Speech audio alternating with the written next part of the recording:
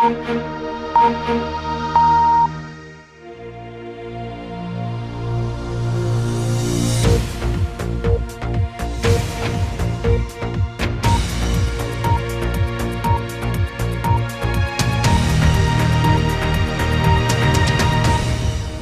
êtes dans BBC Info, bonsoir et bienvenue, voici les titres. Nouvelle manifestation à Conakry contre le troisième mandat éventuel d'Alpha Condé. Ils étaient des milliers à défiler dans les rues de la capitale guinéenne. En Gambie, 2 anciens membres de la junte militaire se sont réconciliés. Ils ont avoué des exécutions pendant le règne de l'ancien président Yaya Jammeh. Et nous partirons en RDC à la rencontre des gorilles du parc national de Kaouzi-Biega. Leur espèce menacée par les conflits est réduite à 250 individus. En Guinée, la contestation ne faiblit pas. Hier, des dizaines de milliers de Guinéens, selon les autorités, plus d'1,5 million d'après les organisateurs, sont descendus dans les rues de la capitale Conakry et protestaient contre le projet de changement de constitution. Pour ces manifestants, ce projet est une manœuvre du pouvoir pour offrir à Alpha Condé un troisième mandat. Le président Condé, quant à lui, garde le silence sur ses intentions. Lamine Kankobo. C'est le déferlement d'une marée humaine dans les rues de Conakry, des militants de l'opposition, mais aussi des activistes de la société civile.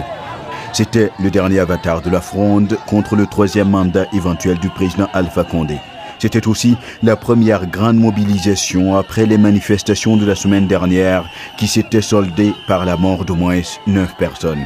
Et la mémoire de ces 9 morts était bien présente dans la foule ce jeudi. Le rouge porté par la plupart des manifestants symbolisait le sang versé par ces derniers. Et le message était le même. Alpha Condé doit partir en 2020. Il a fait 2 mandats. Après ces deux mandats, il doit s'en aller.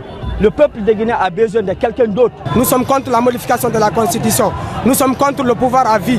Nous sommes contre la corruption. Nous sommes contre la mauvaise gouvernance. Nous sommes là aujourd'hui pour manifester notre colère. Nous avons ras-le-bol. Il faut que ce président dégage maintenant, parce que le peuple est fatigué de lui. 10 ans, ça suffit. Mais combien étaient-ils ces manifestants qui ont pris d'assaut les artères de Conakry? Eh bien, selon la police, ils étaient quelques 30 000, tandis que pour le front, c'était la marche d'1,5 million d'hommes et de femmes. Quoi qu'il en soit, les responsables de la fronde se félicitent d'un pari réussi. La Guinée s'est exprimée dans sa diversité politique, sociale et ethnique même. Toute la Guinée est là aujourd'hui pour dire non au troisième mandat. À la différence des manifestations ensanglantées de la semaine dernière, la marche de jeudi s'est déroulée sans le jet de la moindre canette de gaz lacrymogène. Elle est intervenue au lendemain de la condamnation à des peines de prison de 5 responsables du Front national de défense de la Constitution. Les partisans de ces derniers avaient promis de poursuivre les manifestations jusqu'à leur libération et jusqu'à ce qu'Alpha Condé renonce à son projet de référendum constitutionnel. Alpha Condé, pour sa part, entretient toujours le mystère. Jusque-là, il ne confirme ni ne dément les intentions que lui prêtent ses opposants, les intentions de briguer un troisième mandat contraire aux dispositions actuelles de la Constitution guinéenne. En Gambie, Sana Sabali et Edward Singate, 2 frères ennemis et anciens membres de la junte militaire, se sont réconciliés publiquement à la télévision. L'événement s'est produit lors d'une audience à la commission Vérité, Justice et Réconciliation. Cette commission a été créée pour enquêter sur les violations des droits de l'homme commises pendant les 22 ans de règne de l'ex-président Yaya Jammeh. Louise de Wast. Un moment improbable accompagné d'un moment de prière. C'est devant une foule et des caméras que Sana Sabali et Edward Singate se sont réconciliés. Les 2 hommes ont joué un rôle important dans le coup d'État de 1994, instaurant Yaya Jammeh au pouvoir. Mais 1 an plus tard, Sabali se fait arrêter et condamné à 9 ans de prison où il fut torturé. Soit on est une victime, soit on est oppresseur. Donc j'ai décidé d'ouvrir la porte pour qu'on puisse se réconcilier en tant qu'individu, mais aussi pour qu'on puisse demander pardon du fond de notre cœur à toute la nation. Pour que les victimes et leurs familles trouvent dans leur cœur la volonté de nous pardonner. Ça nous aiderait tous à se réconcilier avec nous-mêmes et à avancer comme nation envers la réconciliation nationale. Singate, responsable d'autres crimes, affirme avoir fabriqué les accusations contre son ancien collègue. On s'est tellement éloigné au point que tu as dû vivre quelque chose de terrible. C'est vrai aussi que j'ai eu des tentatives d'assassinat, on m'a empoisonné, des personnes m'ont tiré dessus, mais ce n'est rien vraiment comparé à ce que tu as dû vivre. Aucun humain devrait vivre cela. La commission Vérité, une initiative du président actuel Adama Barrow, a débuté en janvier et pourrait durer 2 ans. Les séances font controverse en Gambie, certains se demandant à quoi elles servent réellement. Mais pour la commission, l'étape de réconciliation est absolument clé avant même que des procédures judiciaires puissent commencer. Louise Dewast, BBC Afrique, Dakar. Dans l'actu également, la visite du ministre français des Affaires étrangères Jean-Yves Le Drian au Cameroun. Une visite de 2 jours avec un triple agenda politique, sécuritaire et économique. Il a déclaré que la France devait, je cite, tenir sa place en Afrique face à la concurrence chinoise. La visite de Jean-Yves Le Drian intervient alors que début octobre, Paul Biya a orchestré un grand dialogue national et libéré une centaine d'opposants politiques, dont Maurice Kamto, le plus emblématique d'entre eux.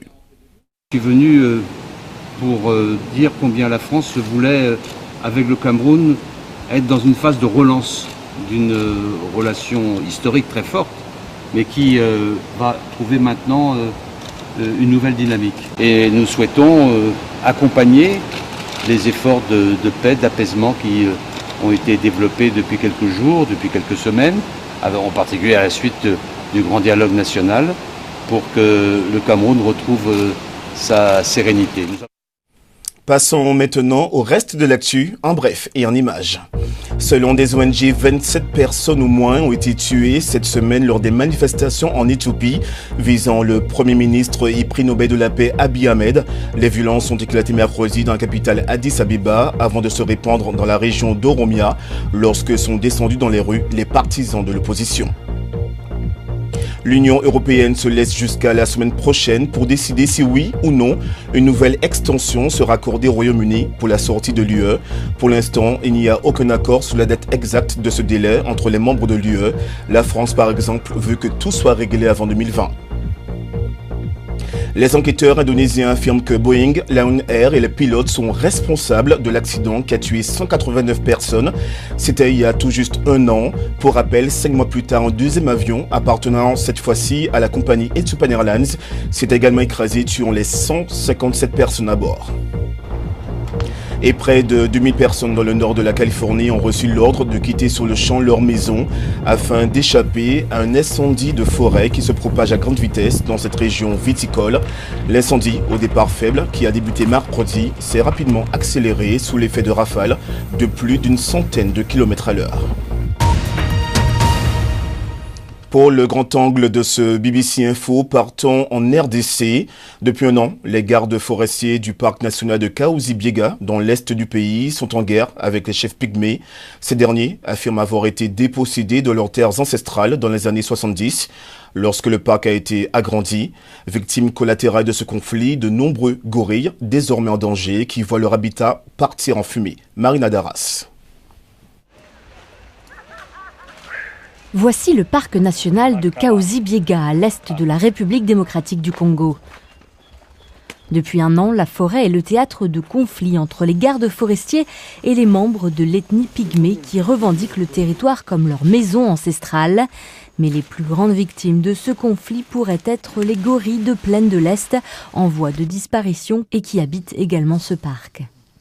Oui, les pygmées ont été instrumentalisés pour se donner à la destruction du parc par la coupe de bois, les charbons de bois, l'assillage de bois et même l'extraction minière.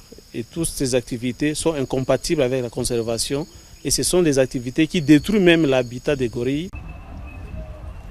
Les gardes du parc disent que les pygmées ont illégalement défriché 350 hectares de forêt et accusent les autres groupes ethniques et les autorités régionales de fermer les yeux. C'est le vent au-dessus de la canopée, des panaches de fumée signalent l'une des activités les plus problématiques dont les pygmées sont accusés. Brûler des arbres pour produire du charbon précieux.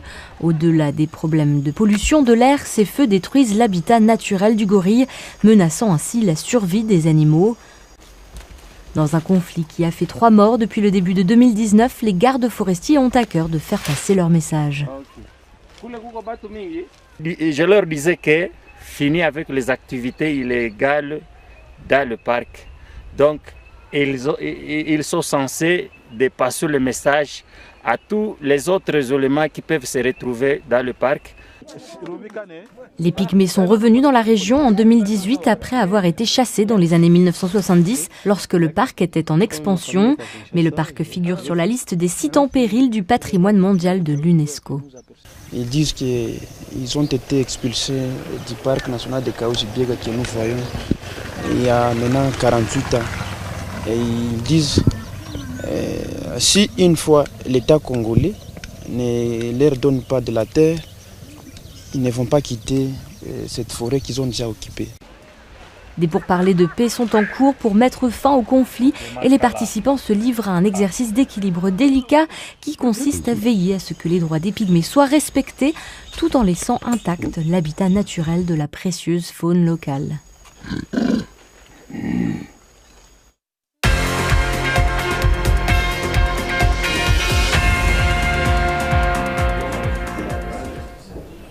Les sports maintenant avec évidemment fidèle au poste, Emmanuel Coste depuis la rédaction. Et une fois n'est pas coutume, on va parler cyclisme avec la 32e édition du Tour du Faso.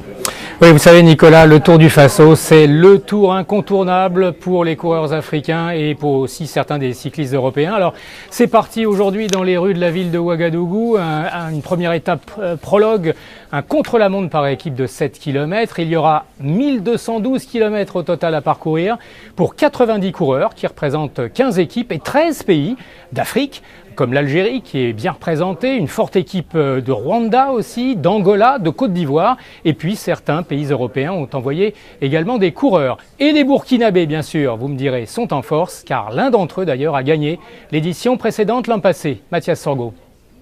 C'est vrai que l'année dernière, l'édition a été plus belle pour nous.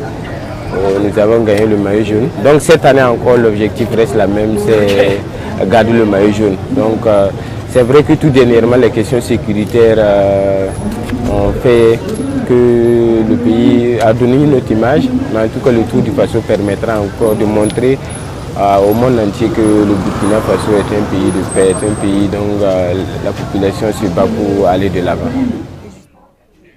Et on enchaîne avec le football comme de coutume le vendredi, ou souvent en tout cas, puisqu'il y a une journée de Premier League ce week-end, la 10e, avec un match phare dimanche. Liverpool-Tottenham, le premier contre le 7e. Tottenham qui s'est remis un petit peu en selle avec cette belle victoire de 5-0 en Ligue des Champions mardi dernier face à l'Étoile Rouge de Belgrade. Toujours dimanche, Arsenal accueillera Crystal Palace dans le derby londonien du jour. Arsenal dont Nicolas Pepe, l'attaquant ivoirien, lui aussi s'est remis en selle avec 2 buts hier soir en Ligue Europa contre le club portugais du Vitória Guimarães dans la victoire d'Arsenal, 3-2. Demain, Manchester City recevra Aston Villa, un match que j'aurai le plaisir de vous commenter à la radio dans Samedi Foot sur BBC Afrique, en direct, en intégralité. Horaire de l'émission, 11h15. Très tôt donc, 14h en temps universel. Je vous parlais de Nicolas Pepe, eh bien un de ses compatriotes internationaux également, Roger Assalé, a brillé hier soir, toujours en Ligue Europe pour les Young Boys de Berne. Il a marqué le premier but de la victoire de 2-0 face au Feyenoord de Rotterdam. Et le buteur camerounais, Jean-Pierre Nsamé, lui, eh bien, a marqué le deuxième but. Un autre Camerounais, Joël Tagueux, est revenu sur les terrains et c'est une bonne chose, une bonne surprise pour lui. On lui avait laissé une insuffisance cardiaque avant la CAN. Les responsables du foot camerounais n'avaient pas voulu prendre de risques, il n'avait pas joué la CAN. Et cette semaine, il a fait son retour avec son club brésilien de Cruzeiro contre les Corinthians. On lui souhaite bonne chance. Et puis enfin, Nicolas, bien sûr, demain matin, les hommes forts et rapides du rugby seront en lice avec les demi-finales de la Coupe du Monde au Japon.